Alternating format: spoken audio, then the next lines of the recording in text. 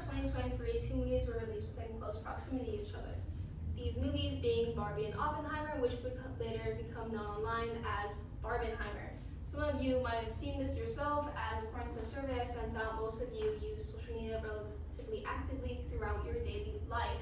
So you've probably seen the marketing, and how social media has changed that. But social media hasn't just changed marketing, but it's also changed writing and Hollywood itself.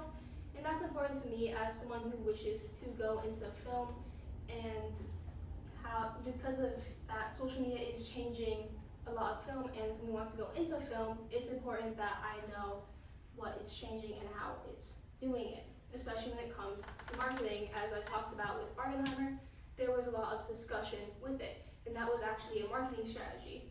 And according to a study of film marketing in the digital age,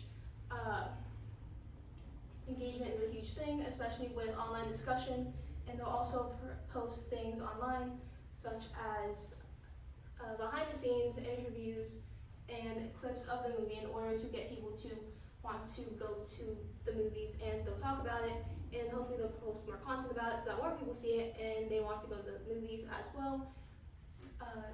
And this is different from how things used to be marketed, because they used to use newspapers, radio, or they used to put ads on TV when streaming was before streaming took over that sector.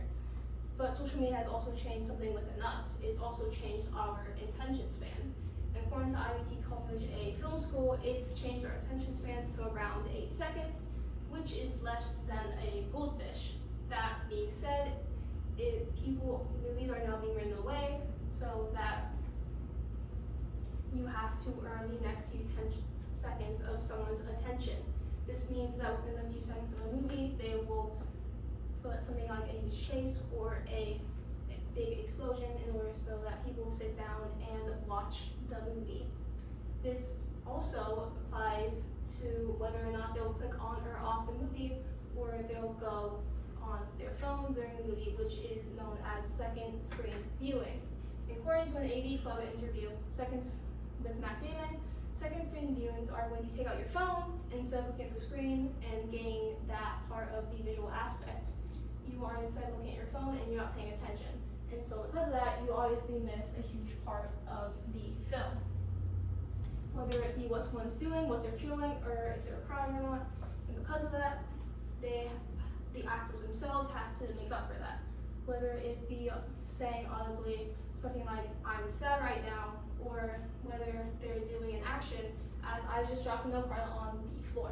And if this was written away for second screen viewing, I might take a note card and I might drop it on the floor, and I might go, I dropped my note card on the floor. And if this was this was a movie section where I was making a big speech or something like that, I might scramble to pick it up off the floor and make a bunch of sounds of distress or something along those lines.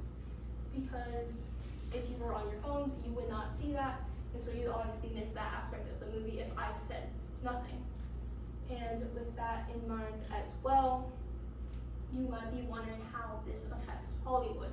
Because Hollywood movies are 1 hour, 30 minutes long to 2 hours long. And if our attention spans are around 8 seconds long, then it would be hard to get someone to sit down and watch the longevity of the movie.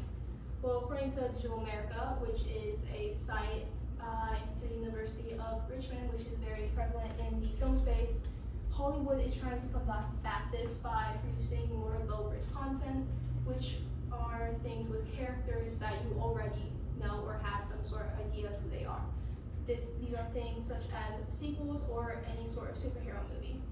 As if there's a Spider-Man movie, they don't need to explain how he got his powers, and they probably don't need to explain who MJ is either. You already know that, and so because of that, they can skip a huge portion of the backstory and get right into the good stuff of the movie, which is the plot. But this has also placed a lot of emphasis on the opening night, which is typically the deciding factor within movies. Because if a movie doesn't earn a lot on the opening night, it's not likely to generate much revenue throughout the rest of its release, as people will see that it has not made a lot of money, and they'll see that and go, that's not a movie worth watching, not a lot of people went there. So obviously, that movie must have some sort of mishap. The writing must be bad. Maybe if it has CGI, maybe the CGI just looks horrible. And so because of that, they won't go see the movie. Because who wants to go pay $15 to $20 to see a movie that they might not even enjoy? Which also brings us into what Hollywood is afraid of because of this, and that is the consumers to producers pipeline that is becoming more and more apparent as indie studios begin to rise throughout content creation. As nowadays you don't need the traditional Hollywood pipeline, instead all you need is a camera and a couple people to film with. And so because of that, it's a lot easier to post content, especially with the use of platforms such as YouTube or TikTok. People can build engagement and they can gain a following and they can make a career out of that instead. And social media has changed all of these things. It's changed marketing, and it's changed writing, and it's changing Hollywood, and it's changing our lives as well. So if there's one thing I want you to do after today is try to spot some of these marketing tactics or writing tactics yourself, or even notice when Hollywood produces another movie with unoriginal characters already based off of a franchise, because it's happening more and more as social media grows in our lives. Thank you. Are there any questions before I pass out the handout? Yes. Which social media platform is being used the most to market movies? Most likely TikTok, as it's really grown as a platform.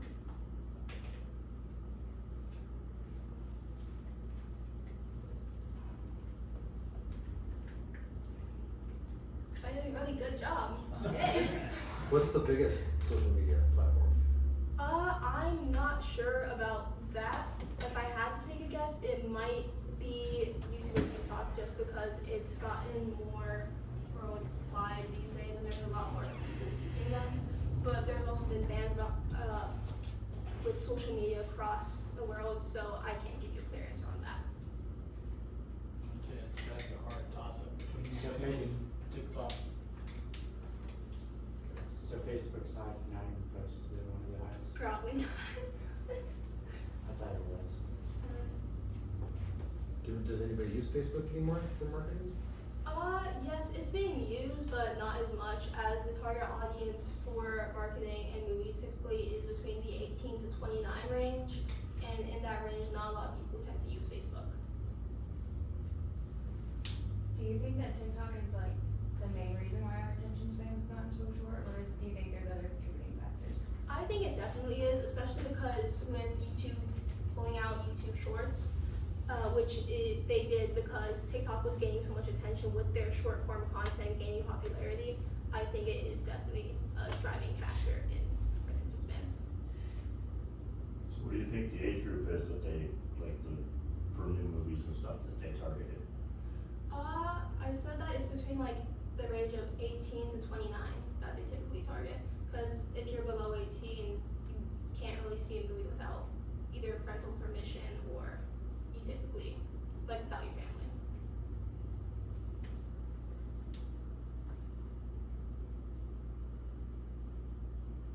That it? Okay. I will pass these up.